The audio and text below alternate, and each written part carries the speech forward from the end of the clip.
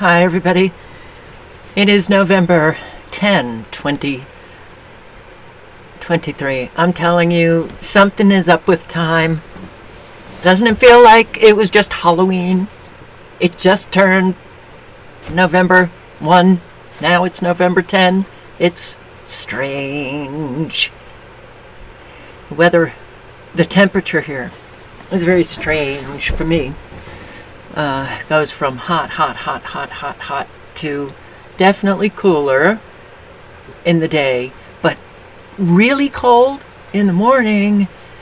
I did get them information hungry.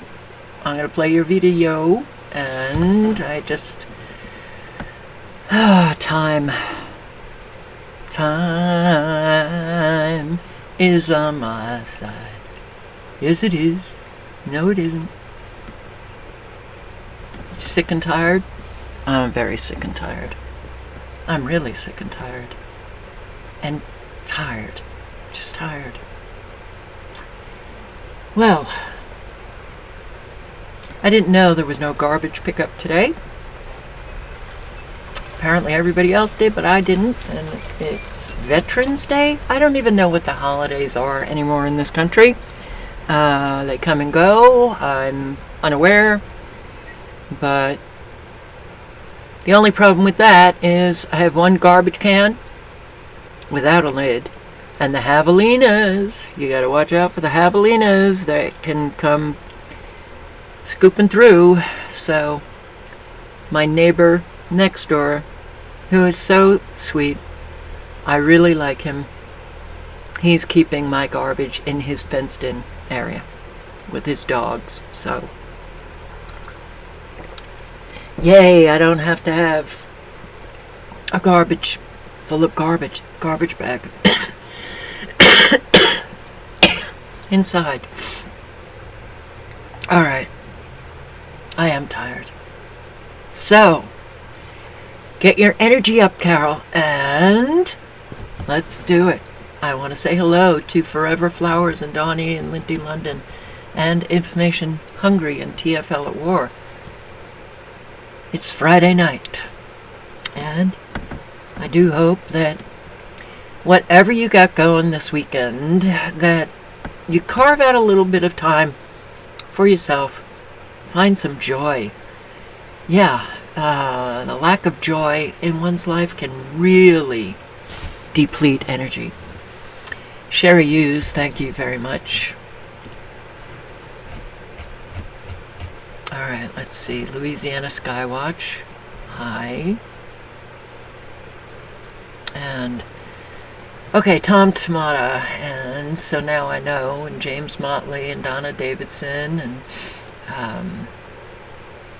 Marty Hughes, thank you. Oracle 11 at a time. Hello, Laura Larson. Ask a Son. Under Nature. Zephyr's Whimsy. Itena. Hi. You must hate me by now.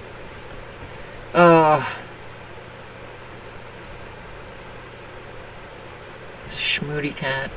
Seek and ye shall find. Around 4:30 today, Central Time. So you're somewhere in the midsection of the country? Central Time. What do I know? AJ206. Hello.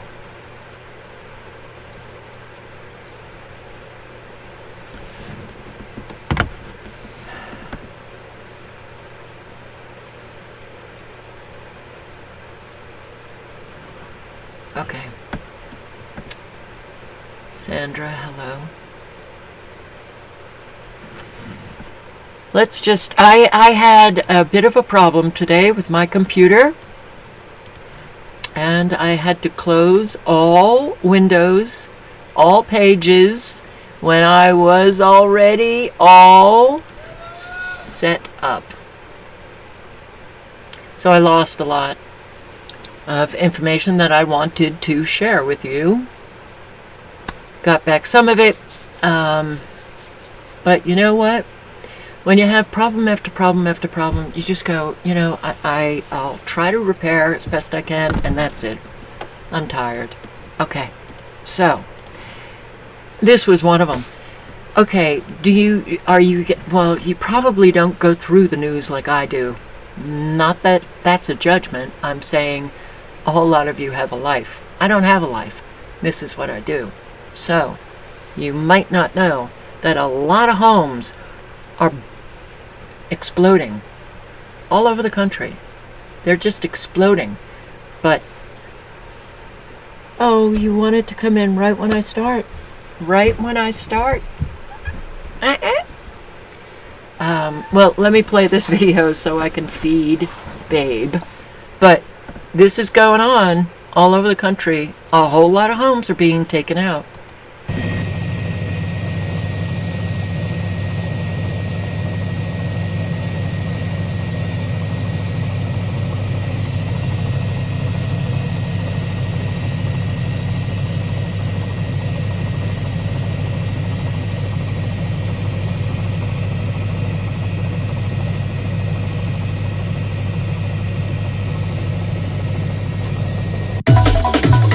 That is a nasty, very, very, very, very hot fire.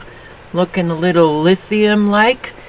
Looking a little maybe smart meter-like. The whole home gone. And I hope nobody was in there. So that video was a little bit too short to feed Babe, but I got another one. I will link below to Hawaii Real Estate's video interviewing this couple, but it's very important for everyone who has not been a victim of this weather warfare to listen to others who have been. You think you have insurance and everything's just going to be fine? Listen to what they go through. They're here, ready to serve. They're working hard every single day. I witness it myself. Probably the most hardest working people I've come across in my life. So with that, Ed, tell us a little bit, and Michelle, tell us a little bit about the support that you've received since the fire in terms of, and let's just get right down to the numbers. How much money have you received as homeowners, right? They're not renters, so that you didn't qualify for the normal stuff because the default answer from FEMA and Red Cross is if you have insurance, what do they tell you? They say we can't help you until everybody else has been exhausted, but most of them have the same response. We can't do much for you because you have insurance. So go to your insurance company. Right. Yep. That's the answer. Okay, now are you willing to tell us who your insurance company is? Geico. Geico, all right. Oh, it's That's a pretty good name. actually RLI. Yeah, RLI. Subbed out of Geico. Subsidiary of Geico. But if you sign up with Geico Home Insurance, they're going to basically put you in touch with this other company that handles their home insurance, Yep. right? Which is Yep. called RLI. RLI. Okay, and what's been your experience so far with RLI, and what kind of monies have you received to date? Well, it's been a little difficult in the beginning, the process of not knowing exactly what you're doing. We're not insurance people. Right. So that was a learning curve as well. Well, you've never and- done this before, No, we've obviously, never. yeah. And, they'll give you little bits at a time, and we're still working on our personal property. We have to list everything that we owned on this personal property list. Have you received any money yet? On that, he gave us a little bit of, like 25 for it, but he gave us a little bit of money for that. So in you the very received some money beginning. for your personal possessions that you lost? Yeah, but it's not anywhere near the policy. Not anywhere No, close. no. And so we have to do a detailed list of that, which is very time consuming, just trying to remember what you had. Yeah. And then just trying to remember when you bought it, how much you paid for it. So you have to provide receipts or some kind of itemized list? Yeah, some Okay. kind of itemized list, but What about rental assistance? I know we've that gotten no rental. no rental money at all. No, we were actually... Not a penny. No. So this is 90 days after the fire, Yep. and you have not received any money yet for rental assistance. And the reason for that was a customer gave us a place to stay temporarily. And Out of the kindness of their heart. Out of the Yeah. kindness of the heart. So you have a roof over your head and your once chickens. we accept, well, yeah, we had animals and we couldn't just If you remember, Ed's the guy that saved his chickens. 30 They chickens, lived in the 3 van dogs. with and 3 dogs. Yeah. Yep. Good for you. And we've since unfortunately lost one of our little dogs. little dogs. We don't know what happened to her. So once you accept a free place to stay, even temporary, nobody can help you. They cut off services to you. Yeah. Once you take, Right. Well, with Red Cross, they did actually give us some financial funds, but then right after that, they closed the case and said, because you don't need. And I called them twice, and I said, I want to make sure, because what if like 3 months from now we need housing? We, I mean, apparently they're extending out 18 months on some of this. And I said, what do we do? And they're saying, well, if you have housing now, you can't apply for that. So we're still kind of concerned about that. Because somebody helped you and Yep. provided a place to live, then Yeah. you missed out on the normal benefits. Right. And even your insurance company has been unwilling to forward you any money, even though you're obviously living in someone's home. Right. Yep. What about any of the big, obviously Ed and Michelle received some monies from the Lahaina Fire Fund. There's lots of other funds out there, right? You got the Oprah Winfrey. I believe you applied for that. Is that what you told me? Yeah. Any funds coming in from the Oprah Winfrey Fund? We did actually get a payment on that. One payment? One payment, And yeah. that's it? I believe so. Yeah. Everyone that I've talked to, by the way, that applied for that received one payment, and there was a promise of continuing payments, but Yeah. no one said they received any more after that. Yeah. And then you've got the conundrum of your insurance and the coverage and rebuilding of your home. Now, by the way, this property was just sprayed. We're going to show you. It has the new Soil Tech. Soil Tech. In terms of the coverage, I know you just met with the SBA, and give us a little rundown, because I think this is, if people talk about a potential land grab in Lahaina, I believe the land grab consists of what you're about to hear, which is people that have mortgage payments Yep. that are still due, right? Yep. And they can't live in their home, and then ultimately having a shortfall of coverage, and then having another loan coming in from the SBA, and that payment starts. So now you have two payments, and not enough to cover the cost of replacing still all not- the buildings you have here. So just give us a quick rundown of what that's looked like so far. Go ahead. So, I'm trying to get my train of thought back. We applied for the SBA, and when we first applied, we were told that you would have a year to actually take the funds, and no payment would be required to be paid for a year. And a year, 11 months. So it kept going back and forth, so that no interest for a year. But when SBA called us, the guy told us that that's incorrect, that once you start taking the funds, the interest starts, and that you will have to make payments. And I'm thinking maybe he said something about you might get a 6-month leeway. And But the total amount of money that you shared with me that SBA will provide, combined with the amount of total money that you could get from your homeowner's insurance, is that enough to build what you had here? Because I believe you had one home and an ohana? we had we had 2 homes and an ohana and a garage. And a garage. 2 homes, an ohana, and a garage. And so to build all that today, you've been quoted somewhere between $500 and $700 a square foot. We were told more. we were tasked to go out and find contractors to give us pricing. Because, And- by the way, they can't get the money if they do it as an owner builder, right? Right. You have to Not use allowed. Yep. a GC. So if Ed can build anything, but to get this money Yep. from the SBA, you have to use a general contractor. And the minimum that I've known over the years to build on Maui is, minimum, bare minimum is $500 a square Yep. foot. And that's pushing before it. the And if you- fire. That's Yeah. before the fire. And- Normally it's $700 a square foot. So what's the total amount conservatively that you think, Ed, it would cost with a general contractor to rebuild what you had here? What? Just the main house, which is only 849 square feet or somewhere there, that was ranging in the 850,000. Okay, so 850 grand just for the main Just for the home. main- Just for the main home. not Forget including about. the No not garage, including no the rentals. ohana. Okay, so let's just work with that number. Let's just take 850 grand. How much money did the insurance company say you'll get for replacement cost? 240. 240. Okay, so that's 240. And then how much money from the SBA? 560. I'm not 100% sure, but it was around 500. So 500. So you could end up possibly with $750,000 Yep.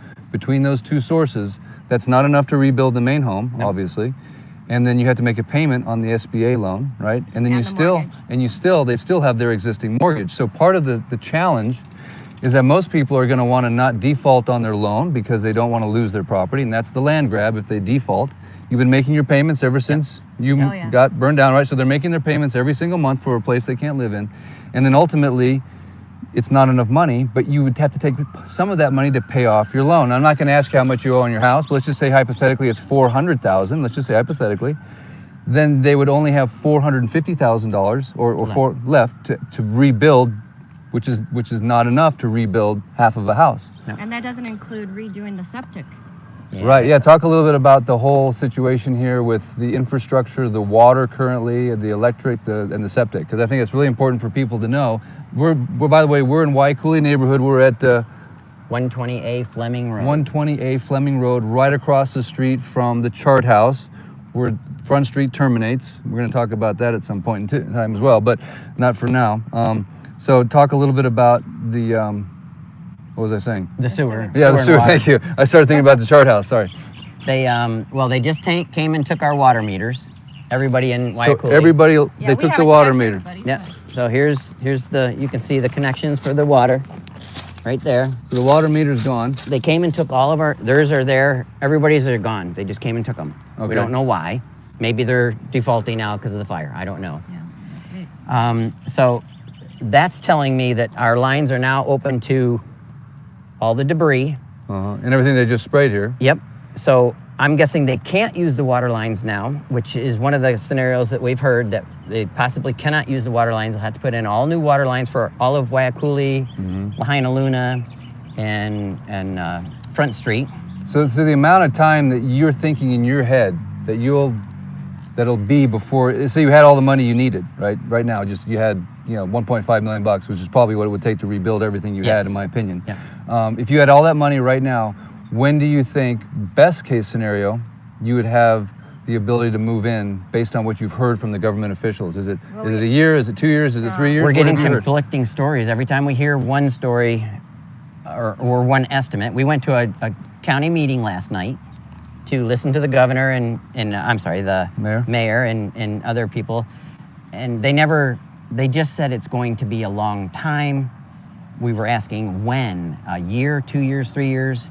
So you don't know. They wouldn't No, give we us an don't know. answer. They We wouldn't don't give us an know. answer. She just said it'll be a very long time. Right. And then other experts said that they were expecting 2 to 3 years because they're also going to have to redo the sewer lines. I think Civil Beat was saying, had an article just recently, last couple of days, that upwards of 3 years Upwards of 3 years. Okay. before they get the water going. And this neighborhood was not on sewer. Everybody was on septic or cesspool, Yeah, right? yep. So they haven't given you the go-ahead that that's what you can do. There's some other options, or like some kind of sewer plant on your own property. Yeah, what What's we've all that heard, about? We don't know. We've just, somebody told us Yeah, that. we heard that at the meeting, not from the officials, but from people in the audience that also live in this Other area. homeowners. They had heard that they can put in, and this sounds strange to me, but it's a mini sewer plant that you put in each property, and then And it costs like it's 100,000. 800 or 100, 800 to 100,000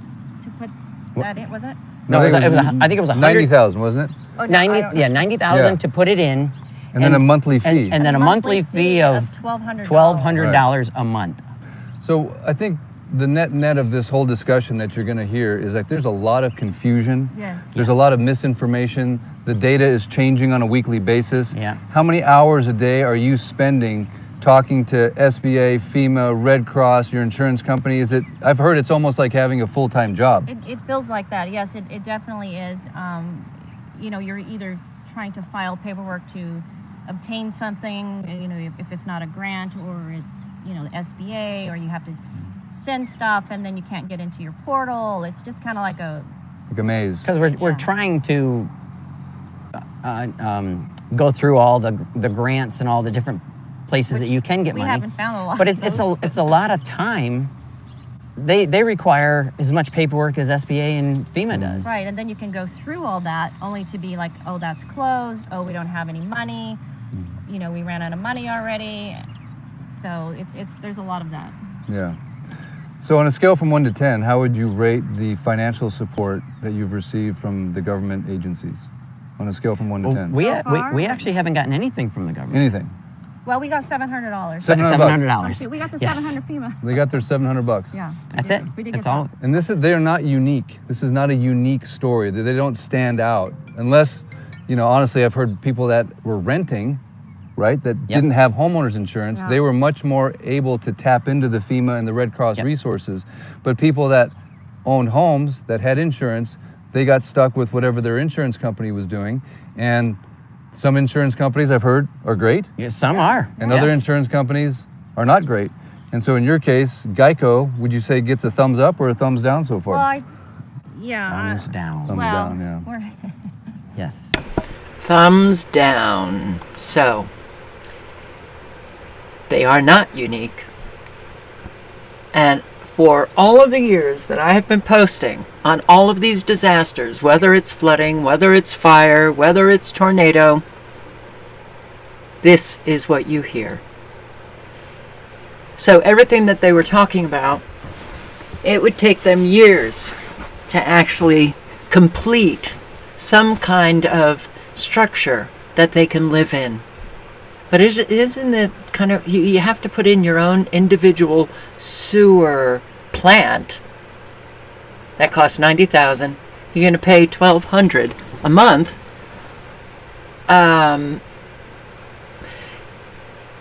These kinds of delays, I think, are purposeful because they don't want people rebuilding.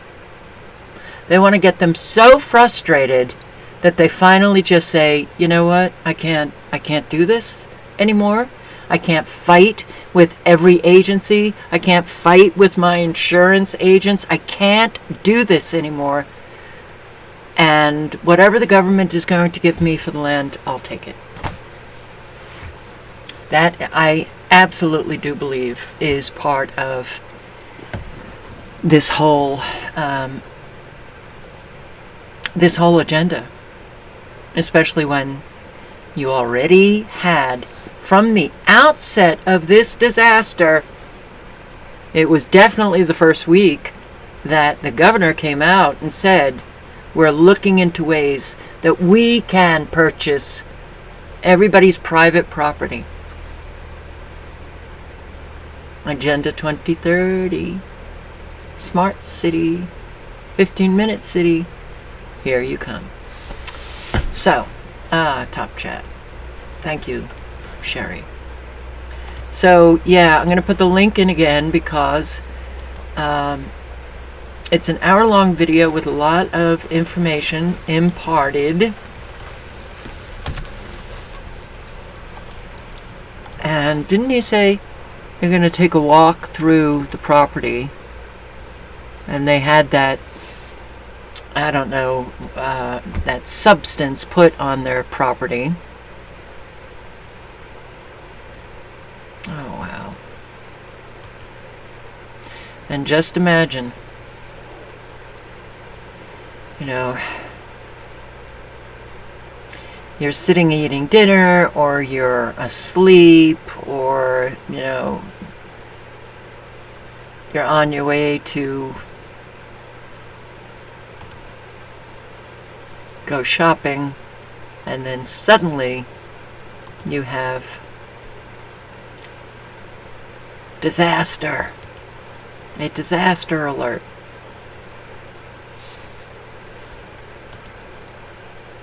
Then you're in the mix of a lot of people experiencing a lot of chaos. And then, when that's all over, this is what you come home to. It's a wow. It's a wow. Alright, so where are my...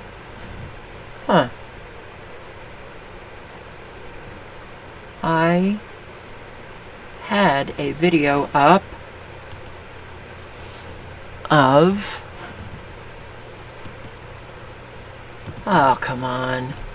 Did I forget to bring that up again? It was,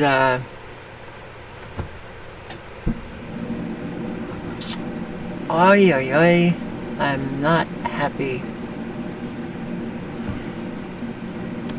It was a video that was sent to me by Taylor Noose. I'd go to my email, but I don't want everybody to see who's been emailing me. And it, wow, of the Gulf Coast, the sky, and it was pretty intense. I can't believe. Okay, well, how about information hungry? It sure does look like a natural cloud, doesn't it? Looks like something is illuminating that artificial cloud. Yep. I have... Oh, God. You know what's interesting? I don't have a camera. I don't know. I left Tennessee and I have no clue what happened to my camera. But I don't have it.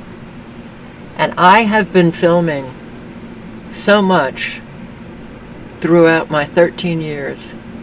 And I have to say, I don't even miss it. Though,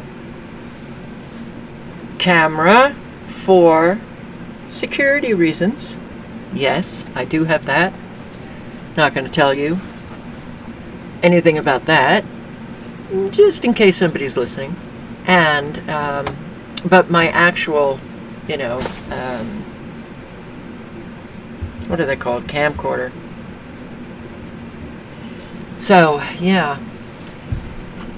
It just feels like everything you do in life is just it's just a eat up time, and then poof, it's gone, and nothing comes of it.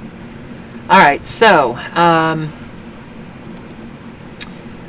this should be on the other window, but I'll play it.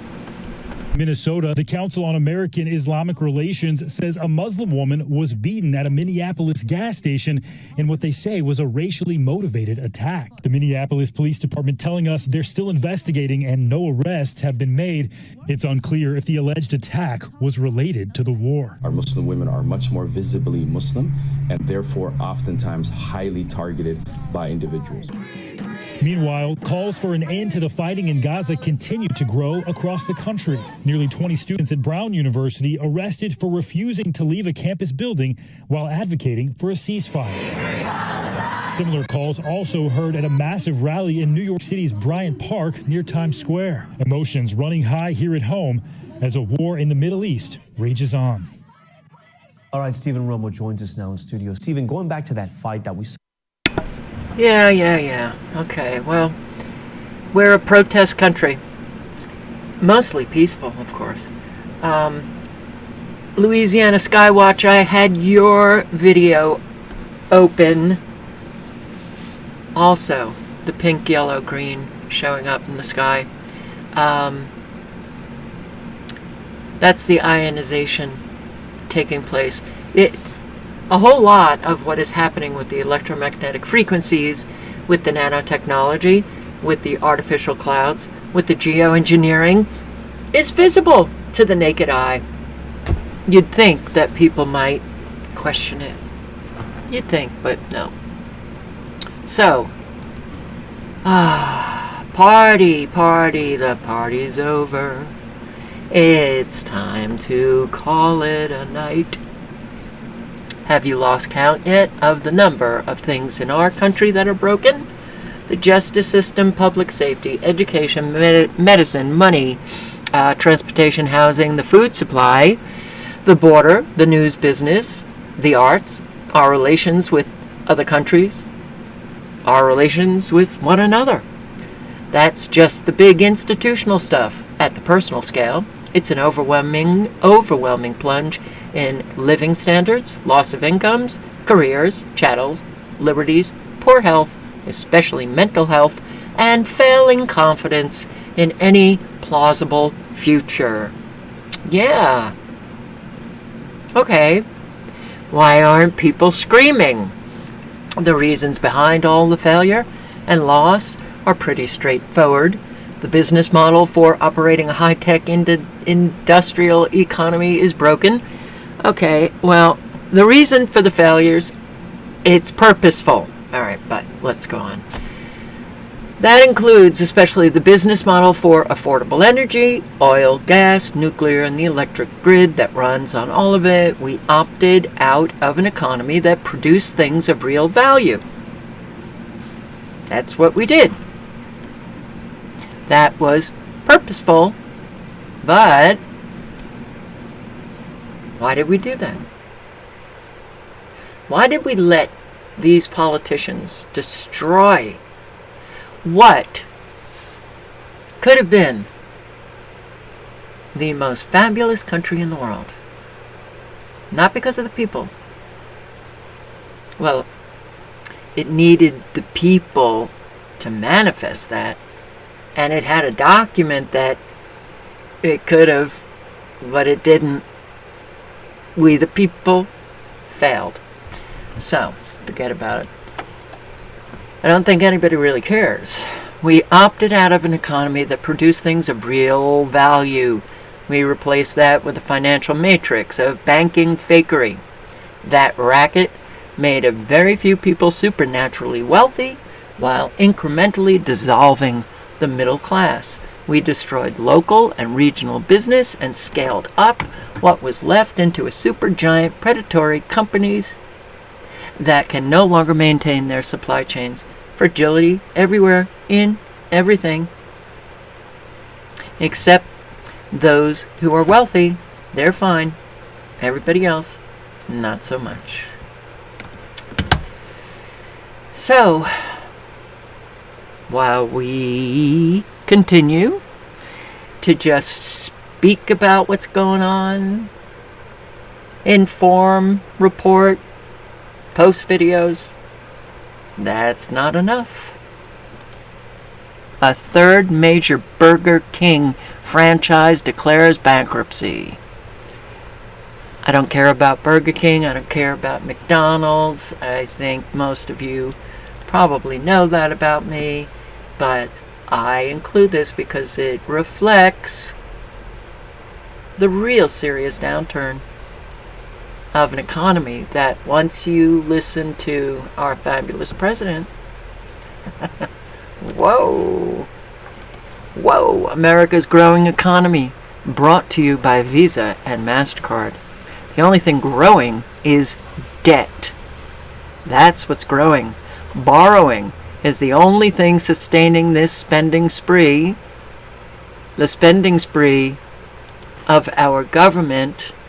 But the consumer, the resilient American consumer, is drowning under a surging tidal wave of debt.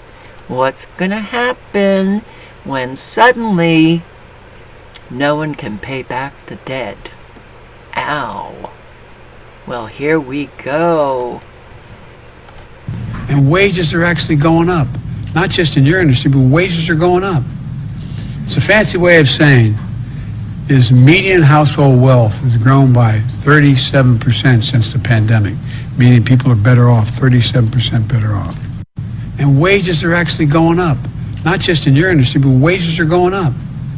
It's a fancy way of saying is median household wealth has grown by 37% since the pandemic, meaning people are better off, 37% better off.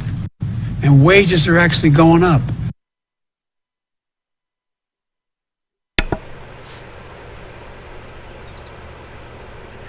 I'm just going to say this, and then I have a date to go golfing. I have a date to go to the beach. I got to get out of here. I'm looking so comfortable. And I can even lie when I'm not wearing a suit. In fact, I lie all the time. Do you like it? Do you like my lies? 37%. Wages have gone up 37%. Americans are doing beautifully. You like your lies? We are exceptional with lying and accepting the lies. never holding anybody accountable for the lies. And lying is very dangerous. What did I write? I wrote, our country has a disgusting amount of liars and an overwhelming number of people who accept them. We are the people of the lie. Now, think of all the people who suffer the consequences of the lies. That is a wow number. What are we doing? Why do we do this? That guy who has made a fortune off of being corrupt, off of selling out Americans. Yeah, when they sell out your country, they sell out you. He has a fabulous life. And there he is, saying wages have gone up 37%. Oh my God.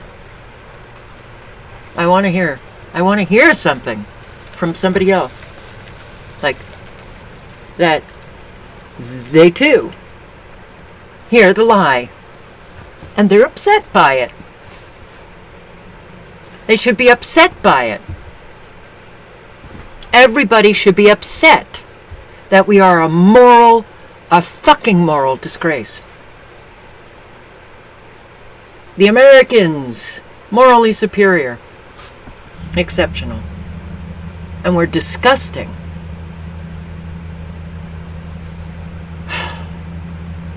Oh my God. This whole existence here is just victimhood. I don't understand.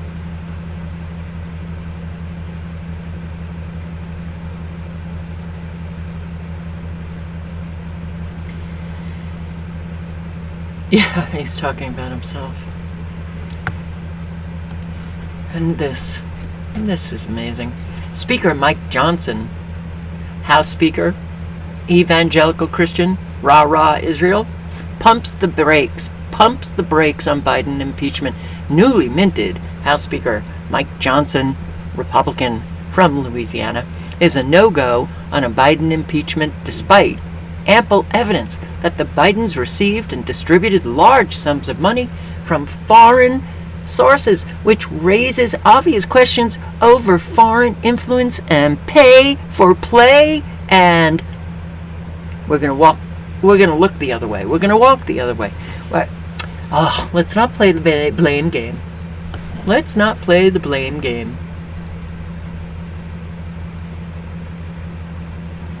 You think you have two parties, huh? Keep thinking that. FBI seizes 2 cell phones and an iPad from New York City Mayor Eric Adams. Begin with breaking news, and we have just learned that FBI agents seized New York City Mayor Eric Adams' phones and an iPad earlier this week. Now, this is part of the federal corruption investigation into if the Adams mayoral campaign conspired with the Turkish government and others to funnel money. Now, Josh Einiger has just been following the latest information. He's in the newsroom. He's going to give us what he knows. What do you do, Josh? First of all, David, we should stress that no one has publicly accused Mayor Adams of any crime, nor has anyone suggested he personally is the target of an investigation. But in the past half hour, an attorney for the mayor's campaign has confirmed what would seem to be quite an escalation in this federal investigation into his campaign. As first reported this afternoon in the New York Times, federal agents serving a search warrant approached the mayor on the street Monday evening and demanded he turn over electronic devices.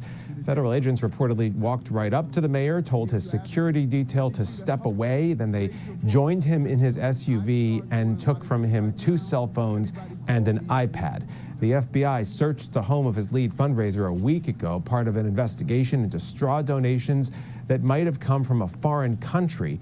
Word of this broke today, just 2 days after we interviewed the mayor on Eyewitness News. He told Bill and Sade he hadn't been interviewed by federal officials yet as part of this entire investigation. Wow.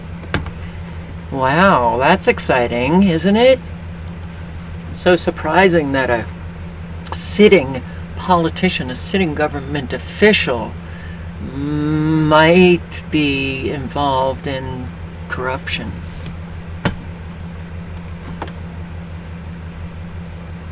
Siemens Energy secures provisional deal for guarantees. Billions. German government will bail out Siemens and others.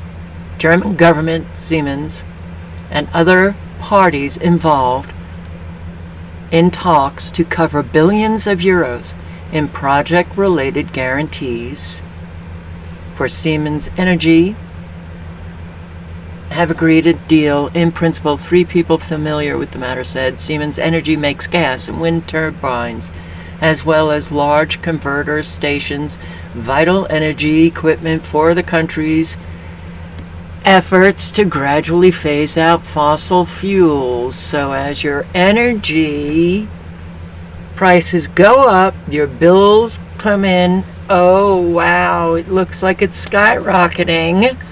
They're dismantling an entire system, putting up this green energy that you're paying for. That, not just Germany, of course, but all countries.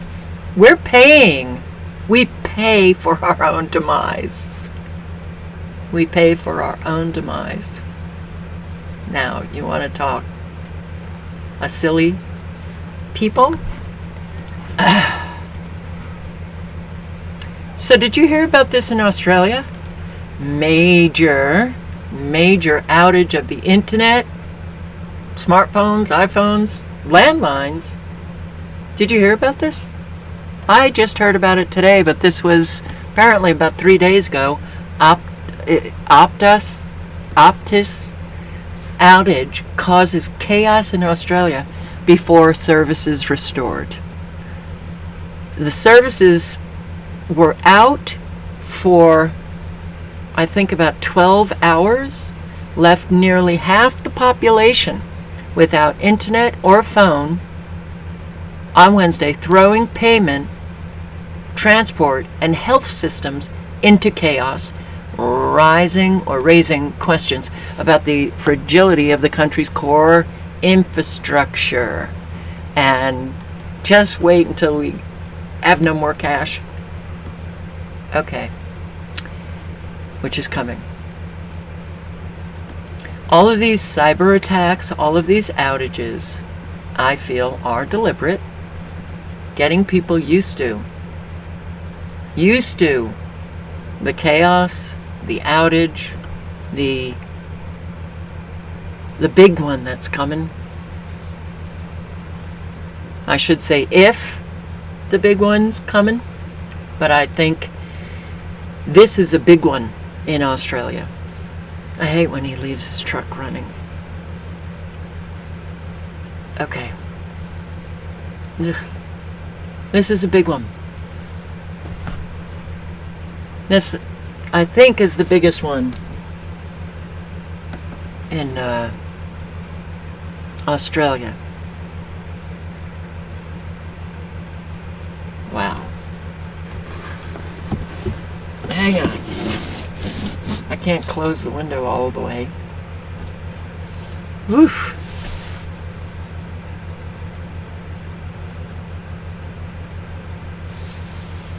Okay. Oh, that's bad now. Talk amongst yourselves.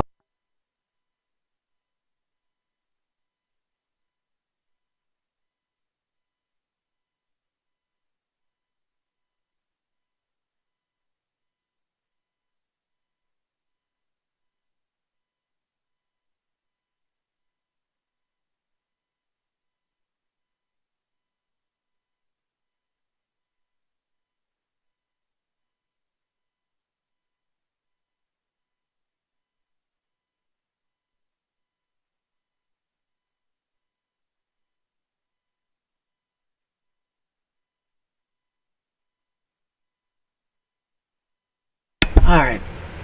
Sorry. Phew. Yeah, okay. Let me play. Customers counting the cost of the Optus outage. The cabbie, the baker, the coffee maker. Unimpressed at the telco's sorry offer of free data. Unable to take payments, Abraham closed his cafe. We lost dollars, we didn't lose data. Everyone has as much data as they need. We don't need it. We need dollars. Taxis with Optus were left without the ability to get bookings, contact clients, make money. Additional data doesn't do that. It doesn't put food on the table. It doesn't pay the bills. Not happy. Chris says he lost half his daily turnover. Maybe 500 less. In one day? In one day. The loss is going to be in the hundreds of millions of dollars. There's no doubt about that. For pharmacies and patients using e-scripts, it wasn't just costly. A lot of people were not able to get their prescriptions dispensed. In some cases, it can make a very simple condition worse as well. People are going to be wanting answers to make sure that this does not happen again. The former competition watchdog boss calling for tougher penalties. I'm certain that because of the Optus inadequate response, there'll be class actions. I would certainly encourage anyone that has had a financial loss because of this to approach Optus, and if they don't get any joy from there, to approach the Telecommunications Ombudsman. Who can order Optus to pay up to $100,000 for customers' losses. It's already losing customers. It may be Telstra. Yeah, I have to. Well, no choice. I've been with Optus since they first started. We're going to Telstra. Paul Kadak, 7 News. We're very sorry, but we'll give you more data. More data. That's it. Too bad for your losses. But yeah, I mean, this was major. So when you listen to Klaus Schwab talk about a cyber attack, a global cyber attack, and he says that it will make the pandemic, I'm paraphrasing, but look like nothing. If they bring that on, oh my God, the chaos will be intense. But nobody could call emergency services. I watched a couple of news segments on this, and people were like, they were late getting places. They were trying to get an Uber because the trains in Melbourne weren't running. Hospitals, you know, what do you do when the internet goes down? What do you do when you can't call? When you can't call a hospital? When you can't call for emergency services? And hospitals also couldn't call out. Big, very big. All payment, boom, down. Some ATMs weren't working. Those that use Optus services.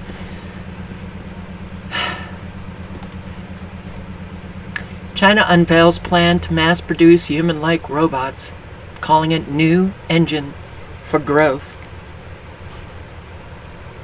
If you haven't seen iRobot, I recommend it. I did finally, after subscribers kept recommending iRobot to me, and it was so not, the kind of movie that I would ever, watch. But it's interesting, all of the movies or films movies that I wouldn't ever watch before, a lot of them I've watched, and it's a wow. So, it's very educational. iRobot, mass producing human-like robots. iRobot. And people are still protesting the illegal immigration.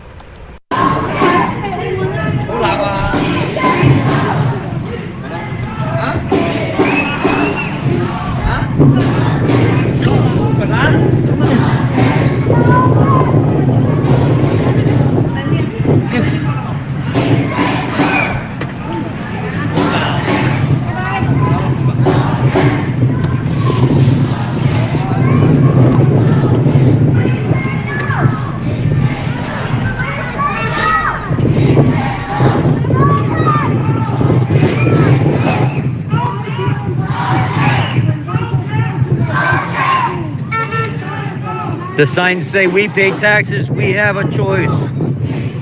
We were given no choice. We need to be heard. Who hears our frustration? Nobody told us. Residents come first. Where is our future? Hypocrites.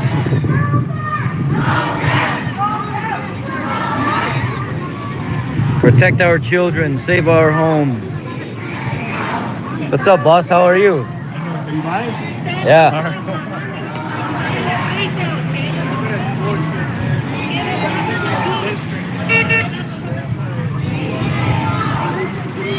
They are strong here. The Hispanic people, the Latinos are here, the Asian Americans are here. There's some African Americans here, not very many. There's a couple white people, but there's less white people than there is anything. And it's mainly mainly the immigrants that have status here, that have come here with paperwork, that have kids here. They're tired of it. They're tired of not being listened to. They're tired of their voices not being heard. And they don't want the illegal immigrants in their neighborhoods. Yeah, there's an awful lot of immigrants who have come here legally who are rather upset about the open borders with all these people who are coming in. Well, you were just looking up and I wanted to see what you were looking up at. Okay? What are you looking up at? What is it? Upset. Rightfully so. And yeah, this is it New York City? Where students come, yeah, New York City students walk out demanding a ceasefire.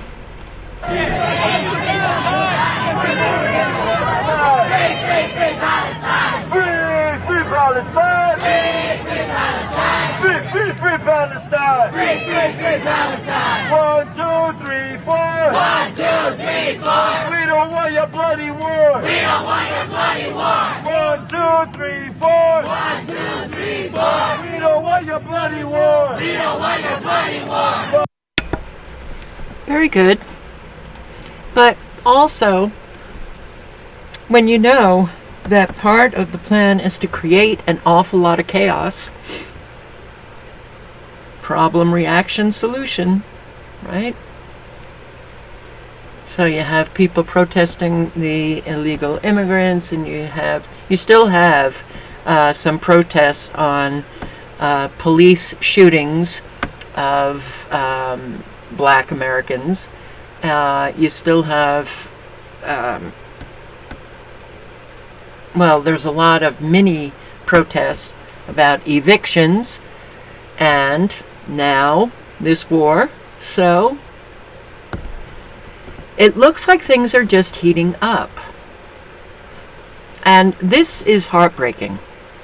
Florida's free kill law. You know, a lot of us know that doctors and hospitals are not to be trusted anymore. But you literally have in Florida legislation that allows doctors to do whatever it is that they want, providing for the conditions you'll hear. After she found out she couldn't sue for medical malpractice after her daughter died. She wants everyone to hear her story and urge Florida lawmakers to repeal what critics call the free kill law. I just keep saying, how is this happening in the United States of America? It's been 4 months since Cindy Jenkins' oldest daughter, Taylor, died in a Florida hospital. Taylor was just a gift to the world. She was full of love and light. Everybody loved her. The gaping hole left in her mother's life is hard to put into words. Oh, sorry. Making it even harder, she says her daughter died due to hospital negligence. I just think what a senseless loss of a life. Taylor, a flight attendant who grew up in Clay County, had been out celebrating St. Patrick's Day in Orlando with friends when she was in a car accident. She was on her way home, sitting at her red light with her seatbelt on, doing all the right things, to quote Florida Highway Patrol. And another driver rear-ended her at a pretty high rate of speed. She was rushed to a nearby hospital where she was treated for a traumatic brain injury. So the brain injury appears to have been a misdiagnosis. Jenkins says doctors failed to identify a torn artery in her daughter's pelvis until it was too late.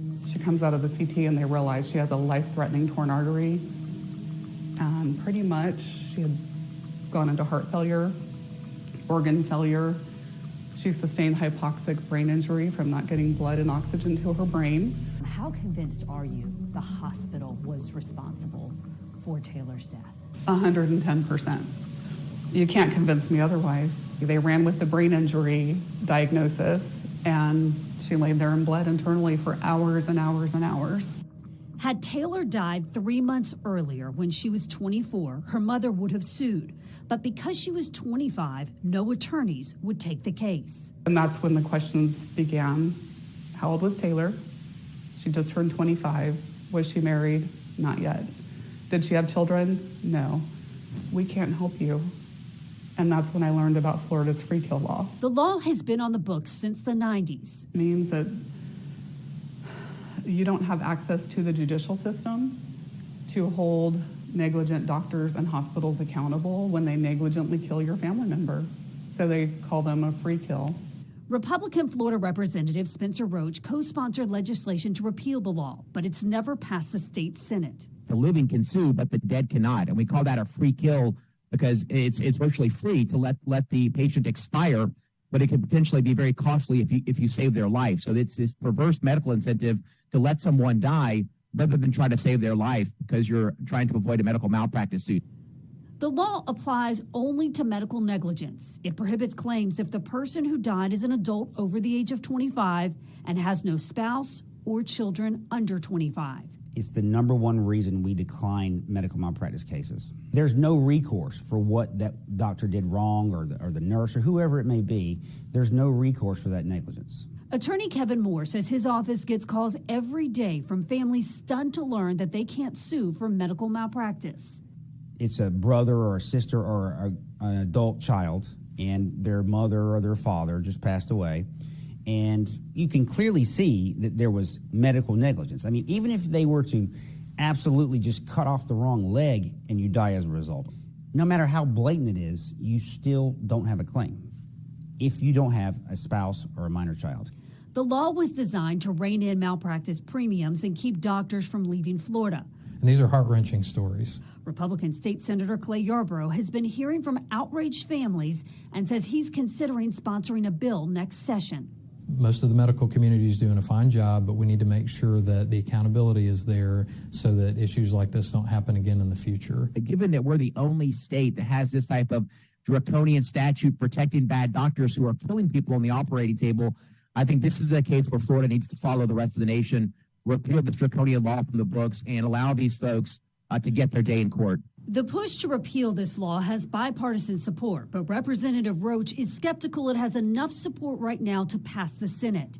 That's why Jenkins is urging Floridians to make their voices heard, so no other family is barred from having their day in court. If everybody in every district reaches out to their senator and says, no more, the people have spoken, we do not want this law, make it go away. That's what it's going to take. Yeah, people need to get involved. Yeah, people need to care about other people. They need to get involved. Okay. So, oh, wow. Okay, Soul Thriver. Rushing off to vet, Quincy Italian Greyhound just partially ripped dew claw from skin. Oh. So sorry. Yeah, so, but this law was passed and signed into law to keep medical malpractice claims down. How about the medical profession talk amongst themselves in ways that they can keep medical malpractice down instead of the state giving them a free hand to not really care. Well, I'm negligent, but I'm fine. I'm not going to be sued. Holy shit. Oh my God. And this was sent to me by a subscriber. Thank you. And I'll play it before I go on to another topic. She walked up to him and just started rubbing herself, like throwing herself onto him and using her head and rubbing all over him and everything. That was her way of hugging and showing affection. Helen is a cow who is 19 years old, and she was born blind on a dairy farm. Being born with this special need, the farmer really spent a lot of time with her and built a bond with her and didn't want to send her to slaughter when she wasn't able to produce milk anymore, like what happens to cows used in the dairy industry. So he kept her for a few years and tried to find a home for her. And that was when we found out about Helen. So we decided to welcome Helen to Uncle Neil's home, and she's been a resident here with us for 5 months, and it's been the best 5 months of our lives. We were told that Helen lived in a stall for 19 years. She didn't have any cow friends, she didn't graze or anything like that. So when she first came to us, she was very timid, and she had a lot of new things to take in. So for the first few days, we tried to get her very comfortable with her surroundings. We would talk very gently to her for her to understand that we were friends and we weren't going to hurt her. You're so beautiful. And we gave her her own run-in shed, which we called her room, to become acquainted with. And what we did is we tried to make her surroundings as comfortable and easy for her to navigate as possible. So we set up a camera so we could always watch her. We put a solar-powered water fountain in her water trough. That way she could always hear the trickling of the water and know where her water was. We hung up wind chimes all around her pasture, which helped her get back to her room when she wanted to rest. We installed a brush that she could rub up against around the pasture, and she really, really loved it. All of those little things just helped her navigate her new surroundings, make her feel comfortable, and also brought her a lot of joy too.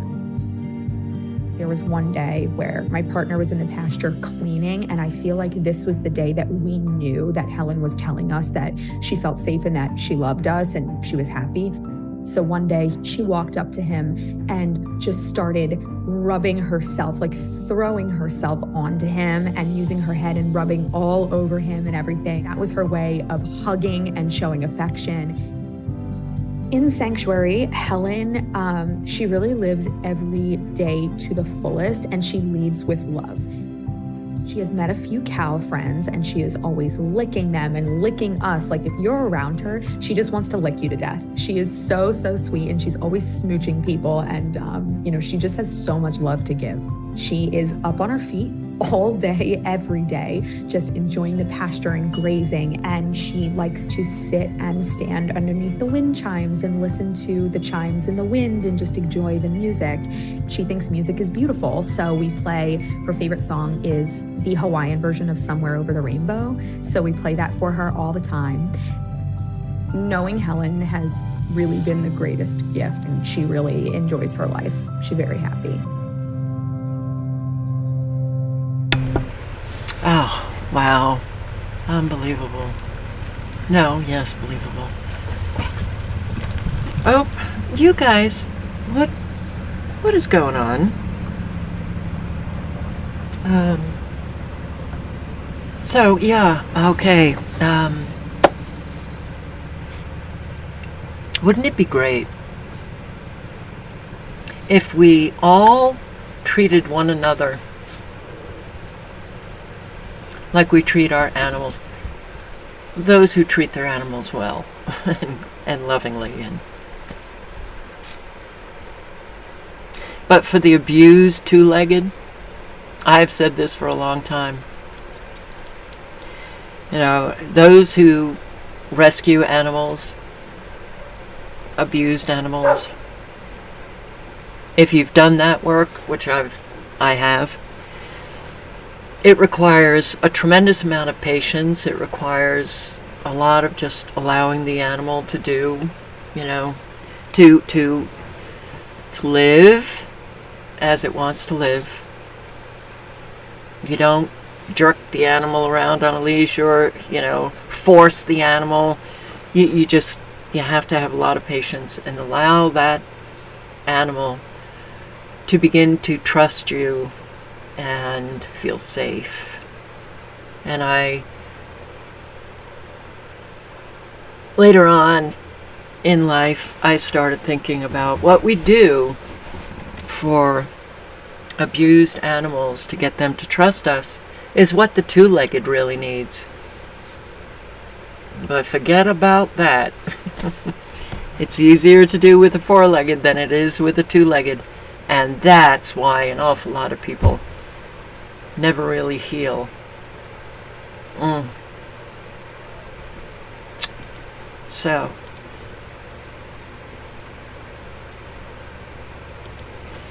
next window.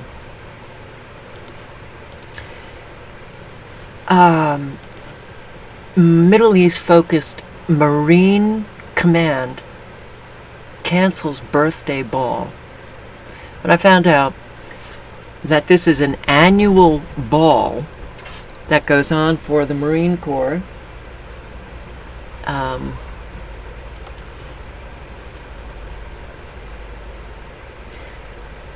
You see Babe up there?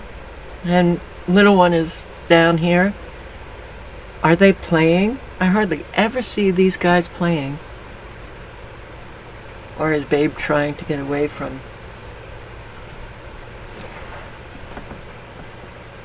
What comes into my mind? Bandit.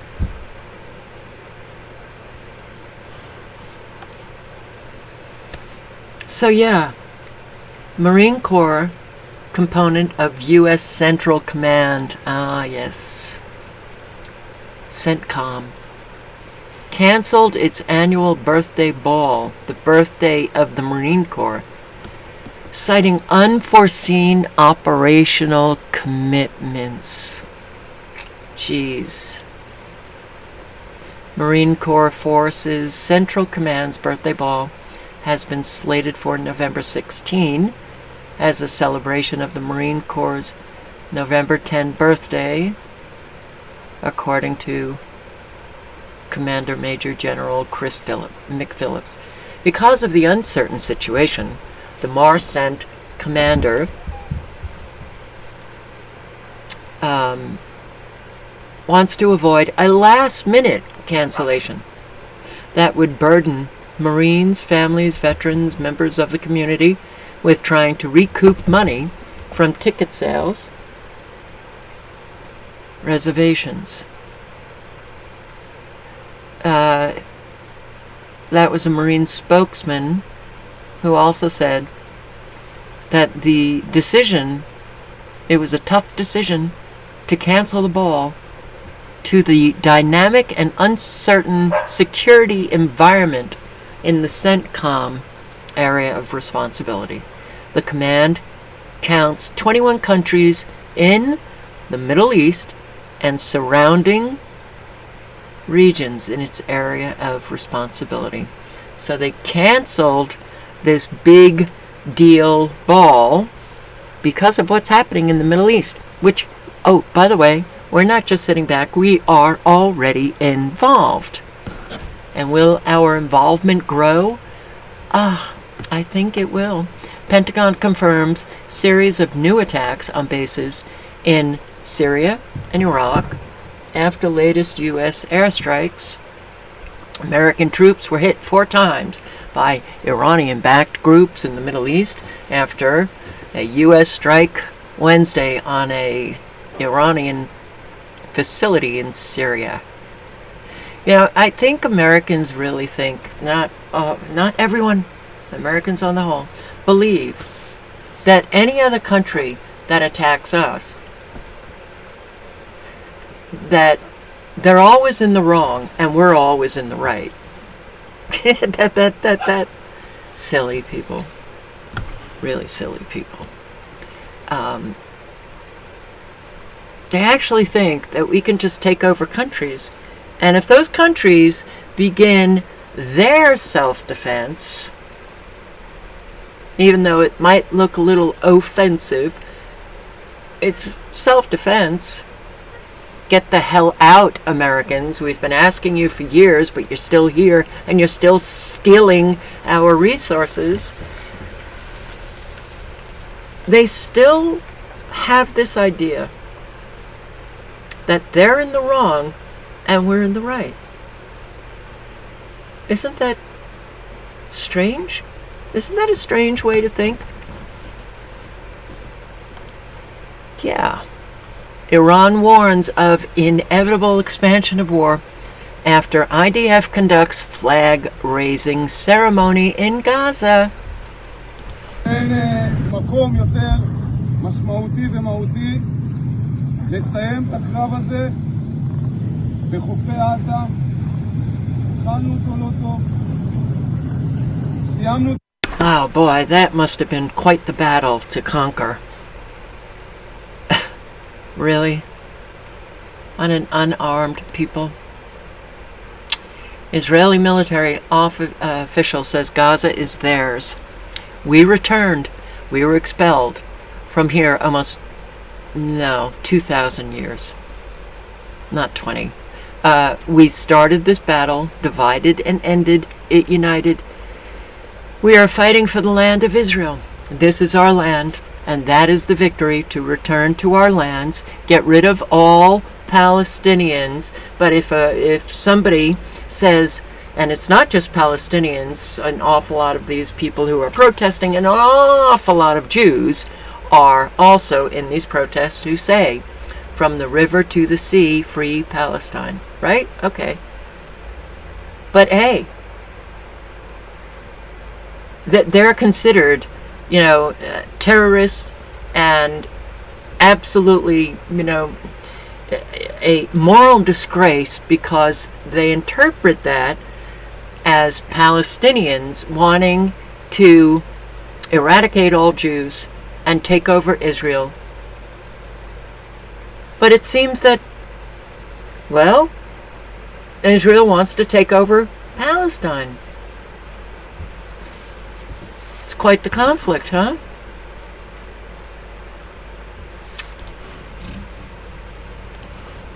Top U.S. general warns Israel's killing of civilians will create more Hamas members. Should I say it? Duh.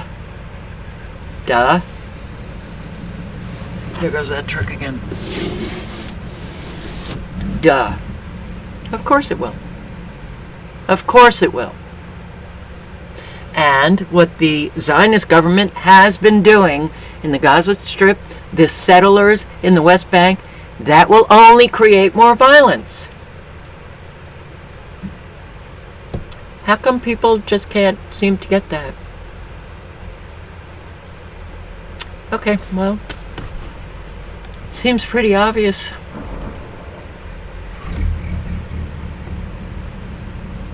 Wow, that sounded like something. It was not quite right.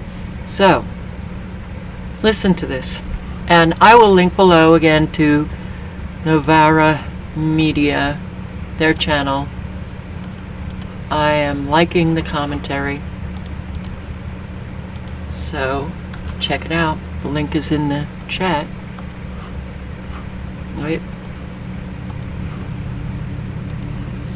Last week, foreign workers were able to leave. Of course, Palestinians weren't. They are still trapped in Gaza. But some of those who were able to get out are now telling their stories. Emily Callahan is a nurse for Doctors Without Borders and had been working as a nurse in Gaza for 26 days before she was evacuated to the US. Here she is speaking to CNN. We were relocated about 5 times over the course of 26 days due to security concerns. And one of the places we wound up was the Khan Yunis Training Center. We call it KYTC. That's when people had evacuated to the south. So you were in the south of Gaza. Yes, when we went to below Wadi Gaza line. And there were, by the time we left there were 35,000 internally displaced people living alongside us. There were children with just massive burns down their faces, down their necks, all over their limbs. And because the hospitals are so overwhelmed, they are being discharged immediately after, and they're being discharged to these camps with no access to running water. There's 50,000 people at that camp now and 4 toilets. They're given 2 hours of water every 12 hours. There's 4 toilets for 50,000 people. Yes. And that's where we were living too. And they have these fresh, open burns and wounds and partial amputations that are just walking around these conditions. And parents are bringing their children to us going, please, can you help? Please, can you help? And we have no supplies. Just sounds like hell, right? And again, this is not a natural disaster. It wasn't that an earthquake happened. What has happened is that one of the world's superpowers, one of the closest allies to the United States and the United Kingdom, is dropping thousands and thousands of bombs on a densely populated area and blocking supplies of water, food, and electricity. And what happens when you do that?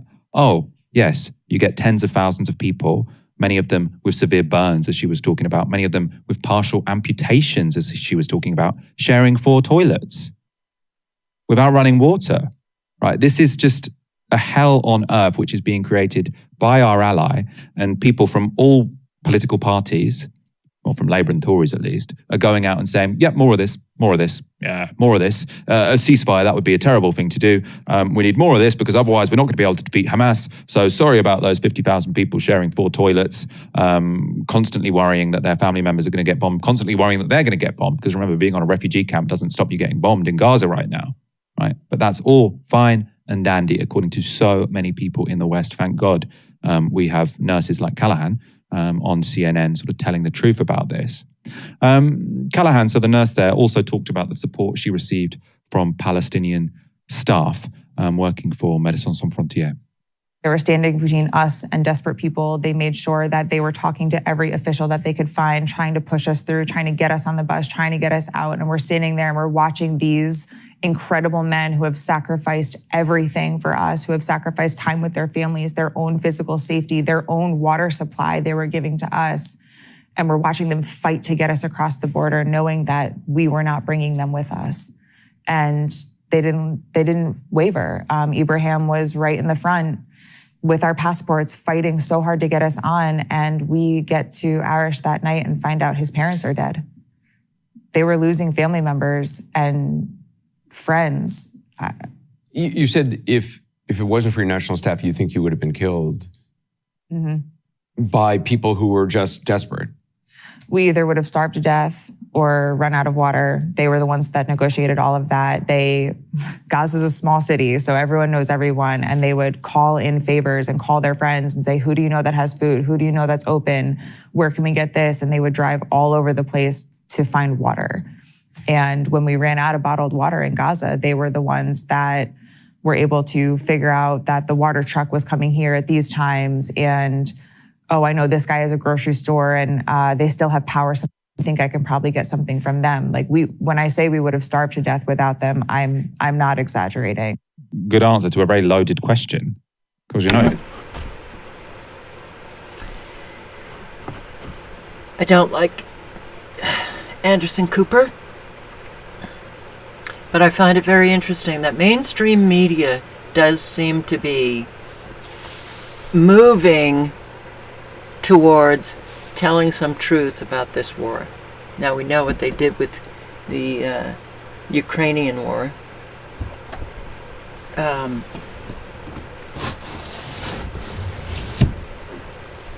Sorry. Oh, I had the window closed but there does seem to be a shift where they're actually now telling. And it's unfortunate because a lot of these, what's going on right now is from my having known about what's going on in Gaza for many, many years, and the periodic bombing raids that Israel would rain upon Palestinians. This is the most intense. Okay. But I did not hear on mainstream media they talking about what Israel was doing in a very honest way They're more honest now. The West Bank, settlers. There was even a long segment on the news at one mainstream media, CBS, NBC, I can't remember. Just in the past 2 days, actually posted on the Palestinians and all of what they're having to go through with the Israeli settlers. Being killed, Israel controls their water. The Israeli settlers, they have all the water they want, the electricity and everything, and they get to live their life. Palestinians, everything is controlled. The settlers, all of the crimes, they are crimes, even though the police and the IDF do nothing. If a settler actually kills and murders a Palestinian, they don't do anything at all. The razing of the houses, the kicking them out of their village. And so I find it, I think to myself, okay, so a whole lot of people throughout the years have left, the truth will be exposed. The collective truth. So now it's being exposed. What are people doing about it? It's being exposed. What are people doing about it? So you do have some people, and you have the Palestinian rallies, and people are out on the street, and they're demanding a ceasefire, and a whole lot are just not shutting up about that. Well, that's good. But I would say that most people are still sitting around doing nothing. And I think, the whole idea, I think the Bible says the truth will be exposed or revealed. Using the Bible as a script. And now it's being revealed. Hey, mainstream media is reporting on all of the atrocities committed by the Zionist government in Israel. Not by Jews, not by Israelis. But those who sit back and do nothing about the torture and those atrocities committed to the Palestinians, you sit back and do nothing, you're complicit. But there's an awful lot of Israelis and Jews who are not sitting back and doing nothing. Sounds like Americans. Okay, so,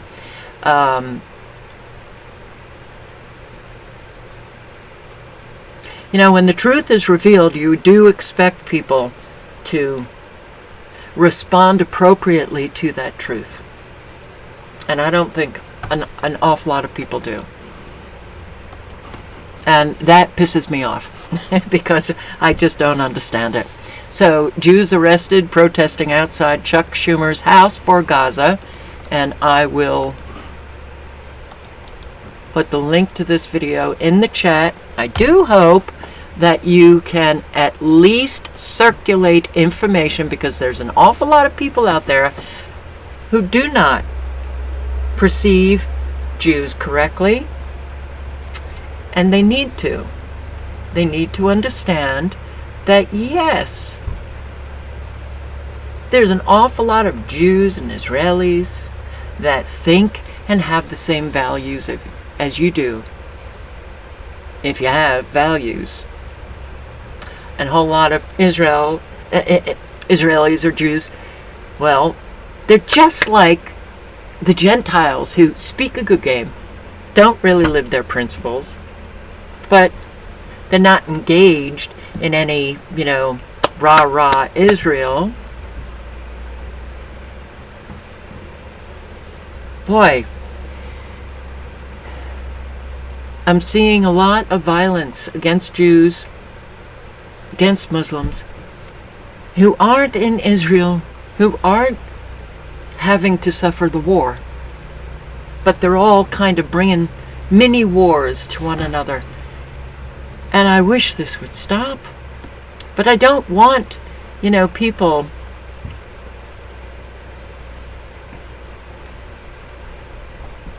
for 13 years. It has upset me greatly.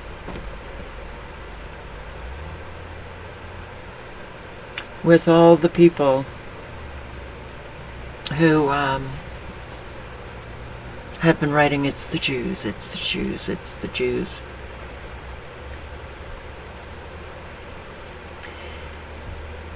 They don't take a look at themselves or their group, but they love to just point the finger. And that kind of mentality is the mentality that causes violence. I'd love to see that stop, but it is what it is. Rosalind Paczewski, a political scientist and member of Jewish Voice for Peace, who was arrested protesting outside of Chuck Schumer's house last month. Jay Saper is an artist, translator, educator, organizer, and also member of Jewish Voice for Peace. And Brant Rosen is a Reconstructionist rabbi of Tzedek, Chicago, an anti-Zionist synagogue he co-founded in August 2015. And he's also co-chair of the Jewish Voice for Peace Rabbinical Council. So welcome, Roz, Jay, and Rabbi Brant. How are you? Good. Happy to be here. Thank you, Katie. Of course. Thank you all for all that you've been doing. You've been so active. We have some great footage. In fact, just yesterday, I was with some of you at the Statue of Liberty. Here in New York, about 500 members of Jewish Voice for Peace and their allies rallied at the Statue of Liberty Monday to demand a ceasefire in Gaza. Protesters wore black T-shirts reading, "Not in our name." In a statement, Jay Saper of Jewish Voice for Peace said, quote, "The famous words of our Jewish ancestor, Emma Lazarus, etched onto this very monument, compel us to take action supporting the Palestinians of Gaza yearning to breathe free." We have some photos and videos of the great action that you guys did at the Statue of Liberty. Oh, good. So there's Roz. Oh. Black shirt, not in our name. And this was amazing. So you can see all these people at the foot of the Statue of Liberty. It says "Never again for anyone, ceasefire now." The whole world is watching. And there's Roz getting arrested at another protest. You guys have been busy. You got arrested in October outside of Chuck Schumer's house. So what made you guys choose to do a protest there? So we've been organizing every waking second since October 7th. We held a march to his home, Senator Schumer's home, that very night. Was it against being related to Amy Schumer? Just kidding. Sorry, I couldn't help it. You can take both of them and put them in jail together. Yeah, they can share a cell. Well, as the majority leader of the Senate, he presides over a body that sends $3.8 billion in military funding to Israel each and every year. Now, the Congress is even looking to expand that to over $14 billion to Israel, which to its military specifically, funding those bombs that are being used right now to rain down upon the people of Gaza. And so that is why we showed up at his doorstep. That is why Roz was blockading the busiest thoroughfare in all of Brooklyn, Grand Army Plaza, right outside of his home, getting arrested to say business as usual cannot go on. This is a crisis. You must take action now for a ceasefire immediately and an end to U.S. military funding to Israel so we can address the root causes of this violence, which is oppression of the Palestinian people. Bada bing. Okay, so I'm going to put the link in again. It was really a very good talk going on. It's only 12 and a half minutes. And they talk about their experiences, being Jews who are in solidarity with the Palestinians. And here, more than 100 congressional staffers stage walkouts. So a couple of live streams ago, I posted a video of a congressional staffer who had his voice changed for the video, and his face was, blurred out. And he was talking about how many congressional staffers are very against what's going on. but they're too afraid to speak out. So, when you speak out, you give other people courage to speak out as well. That's why we all need to be a power of example. Speaking out. Live honestly, speak out, especially in the face of great evil.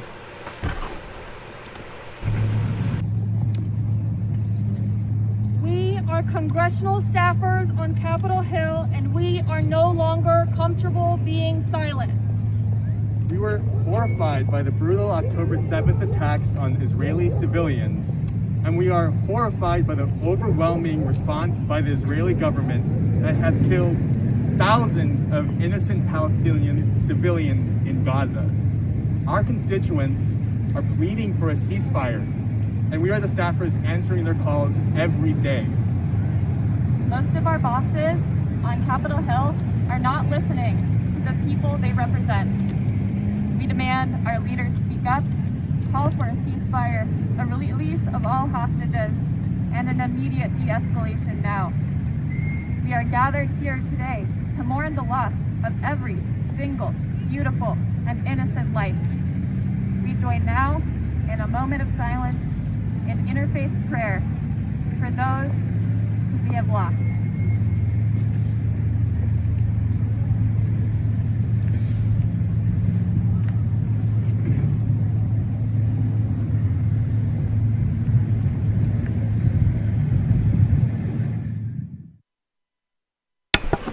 Well, it's too bad that they were hiding their face.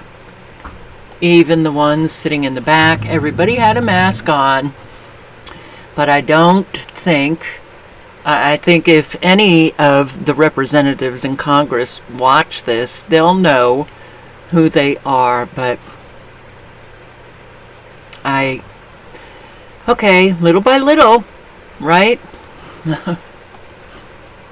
And this is a demonic country. You know, I'm not religious, not Christian. And I've come a long way. Because if I would hear words that were certainly religious in my mind, I'd roll my eyes and I would just, you know, a wall would go up. Satan, satanic, all of that kind of stuff. Guess what? No longer.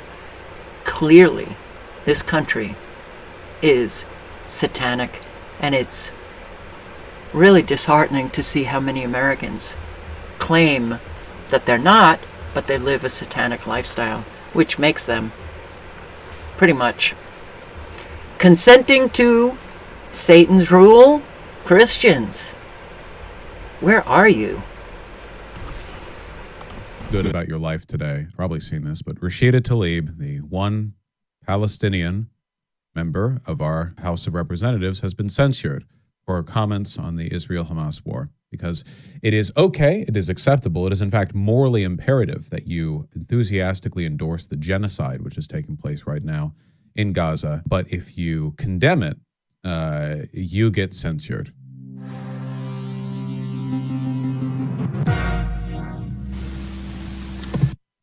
The House voted 234 to 188 to censure Rashida Tlaib over her remarks related to Israel and Palestinians. 22 Democrats joined Republicans in voting to formally rebuke Tlaib for her comments. The measure, sponsored by Georgia Republican Rich McCormick, traitors, absolute traitors, seditious, treasonous scum, sponsored by Georgia Republican Rich McCormick, accuses Tlaib of, quote, promoting false narratives regarding the October 7th, 2023 Hamas attack in Israel and for calling for the destruction of the state of Israel. It is the second attempt to formally punish Tlaib over her comments about the war. So the only comments that she's made, obviously, are comments that are as radical or less radical than what you would expect from a reasonable, sane progressive when viewing an atrocity like what is taking place right now. The one that was most controversial was from the river to the sea is an aspirational call for freedom, human rights, and peaceful coexistence, not death, destruction, or hate.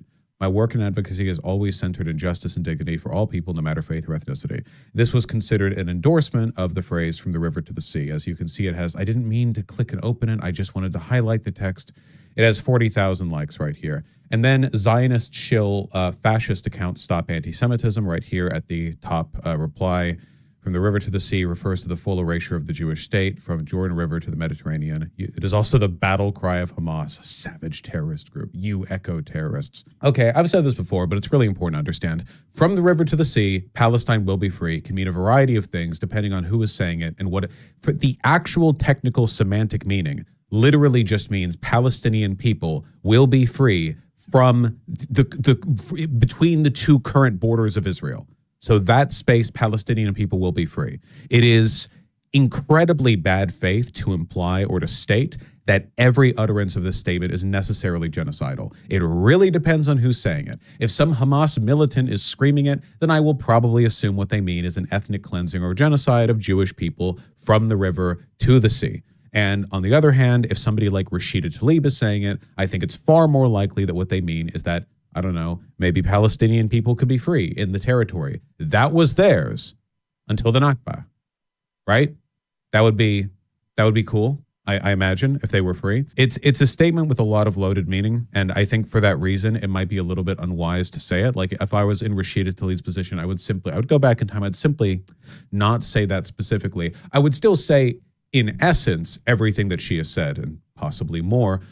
And just in case you don't know, Rashida Tlaib is the only Palestinian American in Congress. The only Palestinian American in Congress. You get censored for that as well. I've been censored for my statements before on the Israel-Palestine situation. That has happened before in my career. You know, that specific statement just carries a lot of meaning. In essence, if you say from the river to the sea, even with the best intentions, what you usually get afterwards is like a pointless semantic argument with bad faith dipshits who are trying to accuse you of like knowingly regurgitating anti-Semitic, like, you know, hateful propaganda or whatever, which is a fucking waste of time. Regardless of the semantics here, nothing Rashida Tlaib said even remotely warrants a censoring from the House of Representatives. Again, you have people there who are openly pro-genocide. Literally, there are officials who have just like called for the complete eradication of the Palestinian population. There was a House Republican who wanted to just kick all Palestinians out. Wait, hold on. Who was that again? Republican kick Palestinians out bill. Oh, two of them. Steve Daines and Ryan Zink, both Montana Republicans, have in recent week introduced bills seeking to block Palestinians from entering the U.S. and in Zink's case, to expel any who have recently come to America. This is the absolute insanity that Rashida Tlaib can be censored, and meanwhile, like these two clowns are over here just like this shit, you know? Absolutely insane. Keep in mind, the Republicans backed the effort from Trump to block Muslims entering the United States, like the Muslim ban, you know?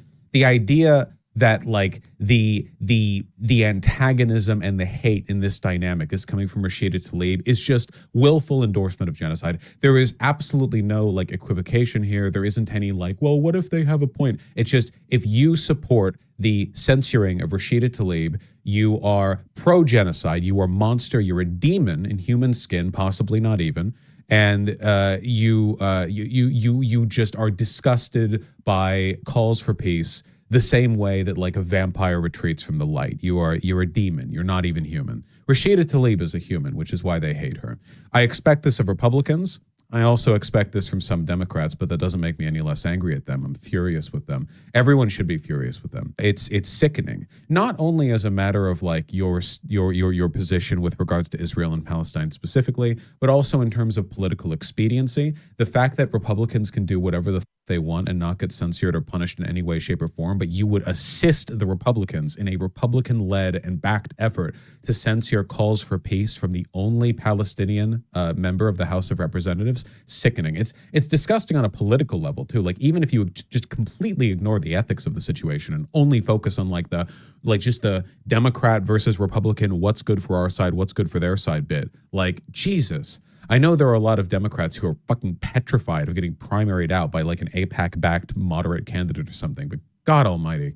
Absolutely sickening. Yeah, it even says so right here. The House rejected an earlier censure measure filed by Marjorie Taylor Greene because 23 of her Republican colleagues voted against it.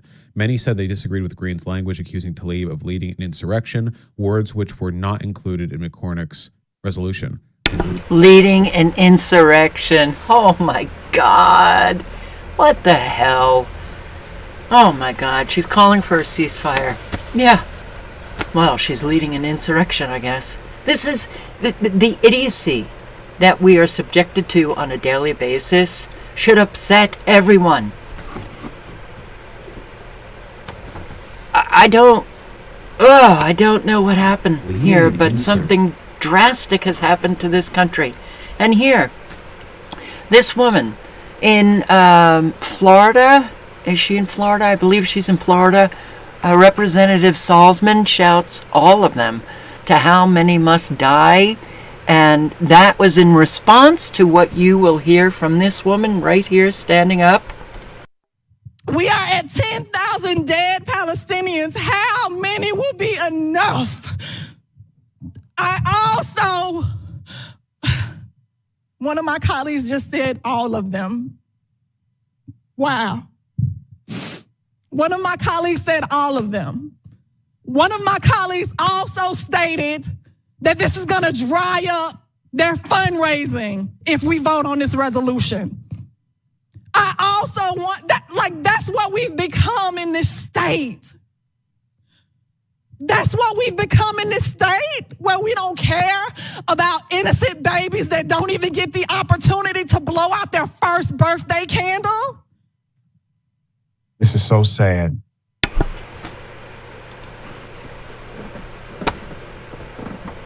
Wow. Wow. Do you see the violence in an awful lot of Americans? Do you see the moral disgrace of an awful lot of Americans who are in positions of power? Could they offer you anything good when they're concerned about their fundraising? All of them? Kill all of them?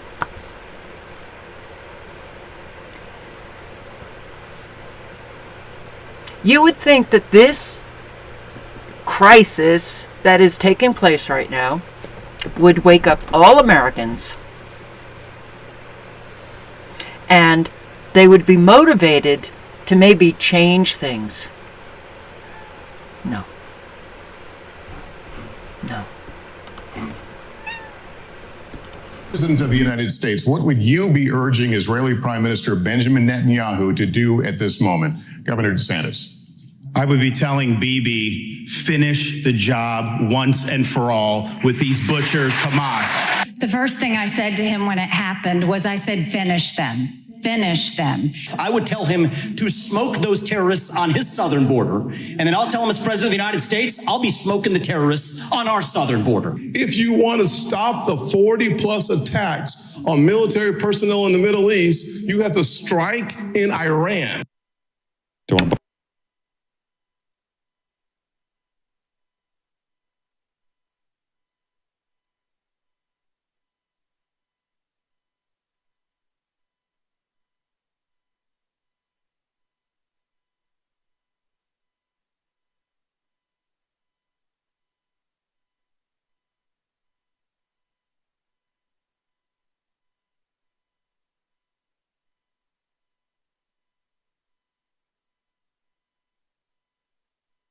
I didn't put my mic on.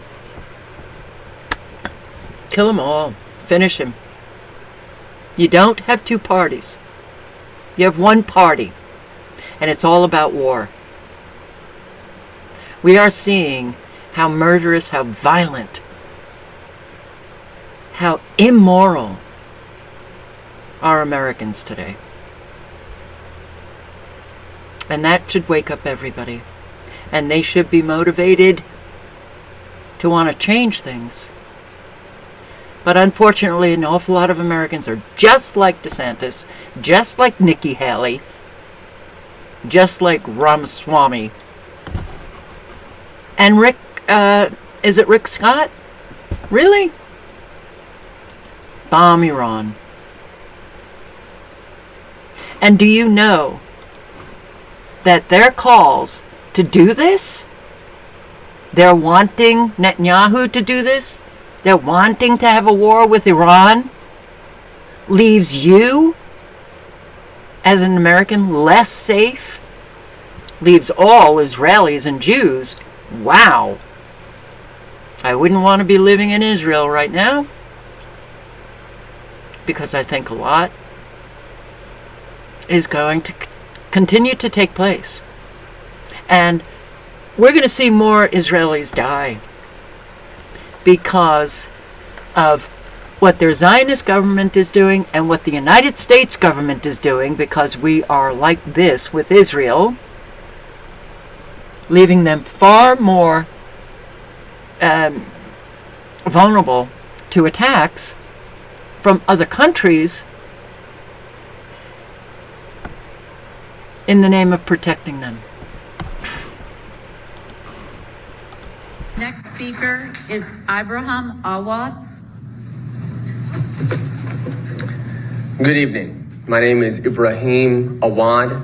I am a member of the State Bar of Georgia. I am a member of the Trial Lawyers College. I'm a member of the Georgia Trial Lawyers Association. I grew up in Dalton, Georgia, just a little bit north of here. And as a child, I remember hearing the imam that would stand on the mimbar saying these words: violence is the language of the inarticulate. Violence is the language of the inarticulate. And so I have done everything in my power to become articulate, because that paves the road to nonviolence. In 2005, when I graduated high school, I was only one of 3 people that graduated with something called the International Baccalaureate Diploma. That was 17 years ago in 2005. That same year, Israel imposed what they called was a temporary blockade on Gaza. 17 years ago, the same year I graduated high school. 4 years after that, when I finished my studies here, just down the road at Kennesaw State University with an English degree, at that point, Israel had imposed a permanent blockade on Gaza, restricting everything from going in, imports or exports, controlling electricity, restricting medicine, and even controlling the water. Now, the issue of water is much more profound, because the origin of the occupation was in 1967. You can read about it. It's called the Occupation of Water, where Israeli Military Order 158 made it criminal for any Palestinian to even extract water from water wells. It criminalized Palestinians from even accumulating rainwater in cisterns. That's water. That was in 1967, just happened to be 2 years after my mother was born in Gaza. Had she not made it out, I would be in Gaza right now. I would be amongst the people that have their homes demolished in Gaza right now. As I think about that statement I heard as a child, violence is the language of the inarticulate, I think about the proposal and the draft that's before you all.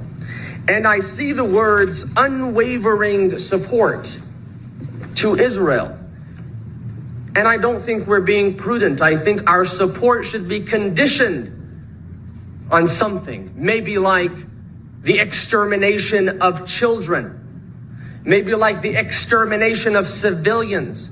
Right now, over 2,000 children have been killed. The words unwavering support translate to mean Israel is above the law. And no one is above the law. Not in this community, not overseas, not even the President of the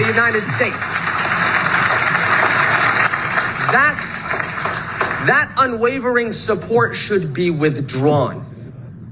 There has to be a condition. No one can do and commit these crimes with impunity. The one-sided mention of the Jewish faith totally dismisses the Christian Palestinians, the Muslim Palestinians, even members of the Jewish community that you will hear from after me, who criticize the policies of the Israeli government. It dismisses them as well. Violence is the language of the inarticulate and also the misinformed. Because if we don't become prudent in what we say and what we resolve, then it will only increase crime like the ones that you mentioned, Wadi' al-Fayoum, 6-year-old who was stabbed to death 26 times. His mother was also stabbed dozens of times, but she survived and is in critical condition. This resolution needs to be delayed. We cannot rush forward with a resolution such as this one, as imbalanced as it is. It needs to be delayed. Thank you. Very good. Well, he sure did become very articulate and eloquent. Why are all of these counties, town councils, passing resolutions for unwavering support for Israel? Is somebody behind the curtain getting them to do this? I think so. Gaza 2023 makes hell look like a tea party. Yeah, Palestinian youth and allies in Illinois. During the speech, the audience booed a protester asking for a ceasefire. I just got kicked out of Joe Biden's event. President Biden, you need to call for a ceasefire in Gaza. 10,000 Palestinians have been killed. It's not This ain't the time for that. This ain't the time. It's genocide happening in Gaza. Israel has ordered an evacuation of 1 million Palestinians from Gaza. Where are they supposed to go? They're in the largest open-air prison in the world. It's so sad to see Americans boo people and tell them to shut up when their fellow human beings are literally being slaughtered. This was incredible.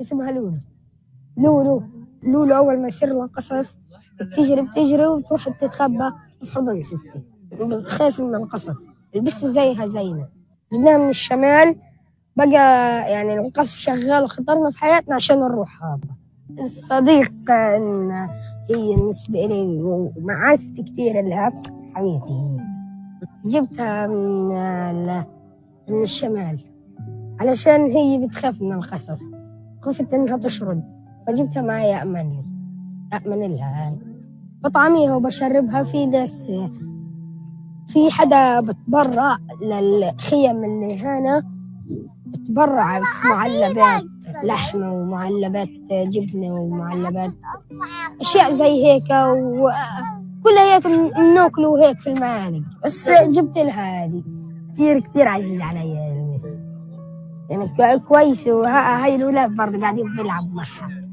بلعب معاها بنزل بطششها بمشيها لما مثلا نكون طالعين طشة بحر باجي بطششها معاي بتلعب مع البسس في بس غائد عند البحر صارت تلعب معاهم بس يعني ايش الفرق بينها وبين الانسان البسة بتحس البسة بتاكل يعني لو ما كانش عندها اكل بتجوع لو ما كانش عندها مي بتعطش ايش الفرق بينها وبين الانسان هو الشكل والصوت بس هاي الفرق ايش الفرق يعني روح وفيها وجوع وبتحس وانه يعني ها انا ضربتها زي هيك هي حاسه صح ولا لا وغير هيك يعني انا جبتها من الدار يعني فدينا بروحنا، دفعنا 250 شيكل عشان نروح على الشمال عشان نجيبها، بس يعني دفعنا أكتر من حقها.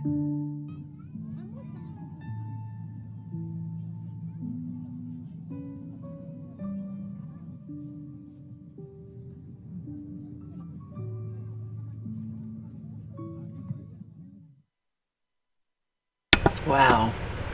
Very beautiful. I had cats that I could throw up in the air. It's very hard to do with a whole lot of cats, but that cat obviously feels 100% safe with him. What a beautiful, beautiful boy. Panic at Gaza hospital as Israeli airstrikes hit nearby Indonesian hospital.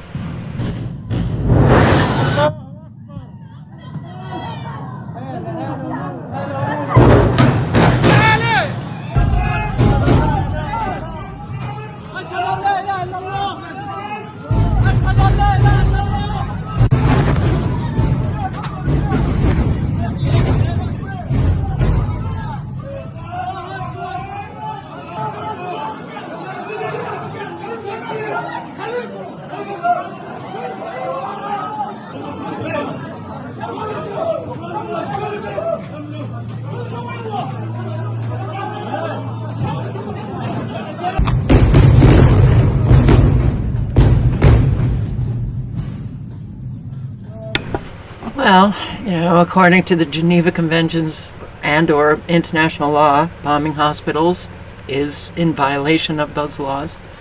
But Hamas they're using hospital patients as shields, I guess.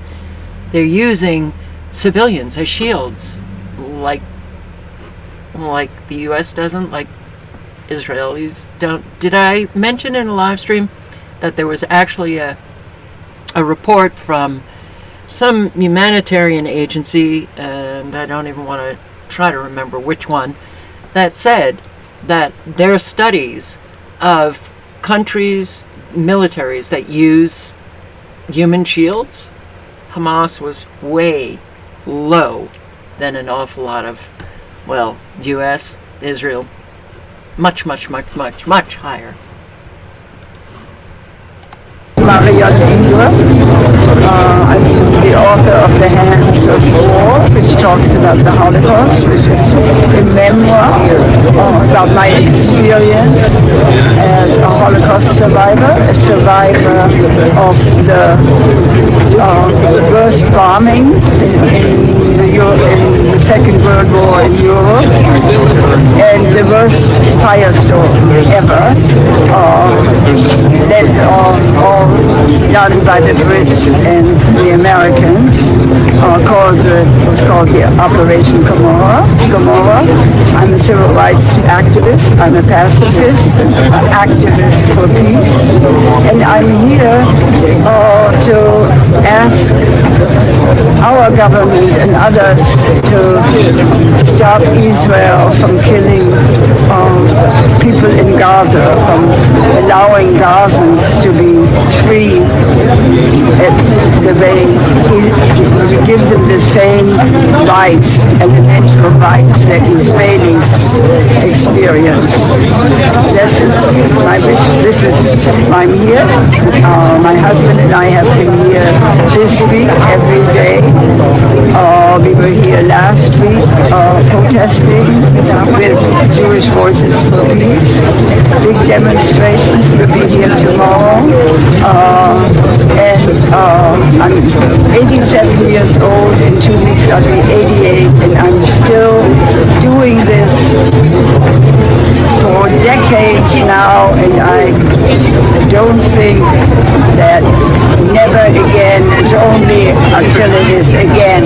We keep doing the same thing over and over and over, and what really upsets me is that of all the people in the world, Jews should be the ones setting an example for peace. And there are a lot of Jewish people setting that example. Yes, in fact, all of the 3 big demonstrations. last week were Jews. Never again. We keep doing it over and over and over again. And sick and tired? I'd say so.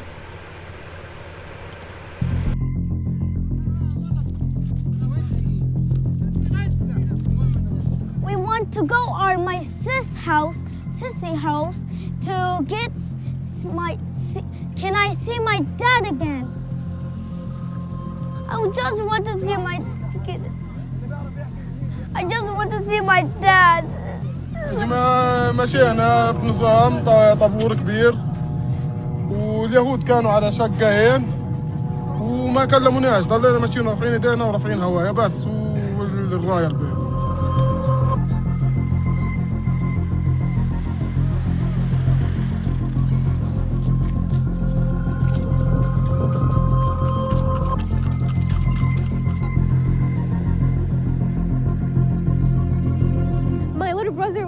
Tired. I was so tired. We didn't have any water to keep us not thirsty. It was terrifying. And the fact that I saw many people that were martyred on the way, it was so scary. They kept scaring us with the gunshots. And it was all terrifying. And nowhere here in Gaza is safe. So if we go to the south, it's still not safe.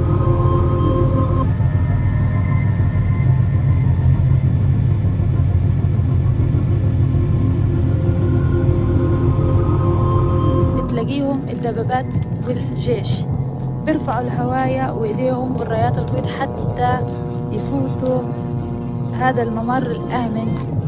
هو ليس ممر آمن لأنه كشاهد عيان حكى لنا موجودات الجثث مرمية على الأرض.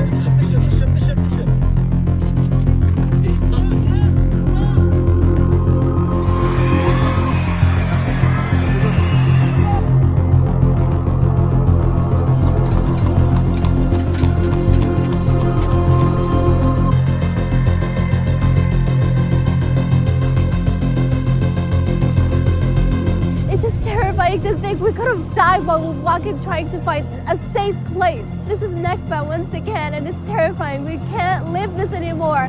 It's not our fault. We are children. So, as far as I'm concerned, everybody should be doing everything that they can to get this stopped. It's coming all over. It will reach our shores, for sure. I hate that evil has a way of winning. It's because we don't have a very strong force of good fighting it. We need to have a strong force of good. So, on that note, it's 7:04. I say thank you all for showing up. I hope to see you tomorrow night. Stay safe, live honestly, and speak honestly.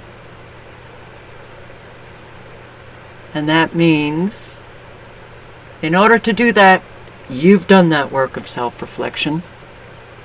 You have done that work. You've resolved those issues. You have been able to change behaviors that were not good in the past. Maybe fall back into those behaviors sometimes, but you catch them and you try. Again, pick yourself up every single day. Be your best self in life. That's how we manifest something different. Doing the same old doesn't work. It doesn't work. Now, of course, we need people in the aggregate to be doing that, the individuals in the aggregate, to really be able to manifest something that we can actually feel and see. Otherwise, an awful lot of us who are on that road already get sick and tired. We have to prop one another up with good energy. So, on that note, thanks again for showing up, and I hope to see you tomorrow. Good night and good luck. Ciao.